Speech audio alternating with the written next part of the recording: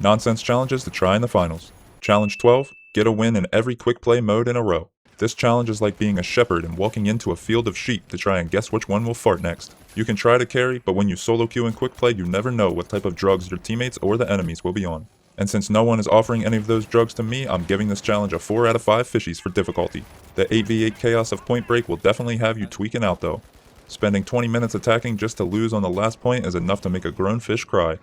I tried to do it hardest to easiest to win, so the order I did was Point Break, Power Shift, Quick Cache, and finally Team Deathmatch. I also didn't want to be a boring bass, so I played different loadouts for each one. I had to crutch on the F-car though to get the Point Break win and eat 17 worms off the hook. Next up, I'm taking a power shit on the enemy in Power Shift with Grapple ARN. This game mode's strats make me lose more brain cells than watching NASCAR. It's either all snipers or just a blob of heavy medium nonsense plopped on the point the whole time. I'm also the typical no objective gamer and just run around with my pants down being a nuisance. I'll let my mediums and heavies stick their bigger booties on the point to make it go faster. It's also fun to practice frying more chicken with the ARN than a Chick-fil-A on any day other than Sunday. Grapple helps you become the bird you were truly born to be.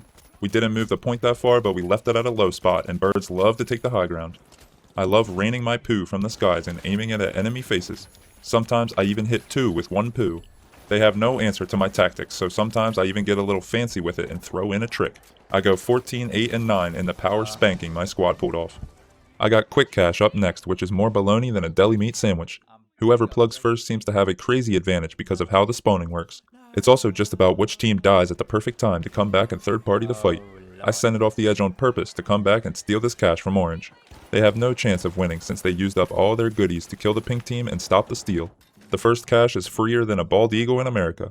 Since we already know the big strats, it's time to go for round 2 on not getting any kills. It feels like I'm shooting Nerf bullets with this M11. You know what they say about Quick Cache though, if a seagull falls from the sky, it doesn't matter if you die. I might have gotten carried to a win, but that's just the perks of being delicious and wet, I guess. We move on to the most stressful team deathmatch I've ever been in. I went with Shaq and Winch to hook them closer and give them a big ol' smooch before I mow them down like a lawn. The enemies are grass and the Shaq is acting like a John Deere S140 48-inch 22 horsepower V-twin gas hydrostatic mower.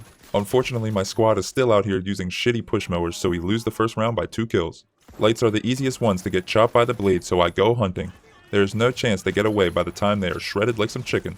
I get a kill to tie it up with 10 seconds left, and then one of the homies clutched it by getting a kill before the round ended. We lose a player to make it 4v5, so I had to bust out the F-car crutch again. I couldn't go through the pain of losing in the final mode for a second time.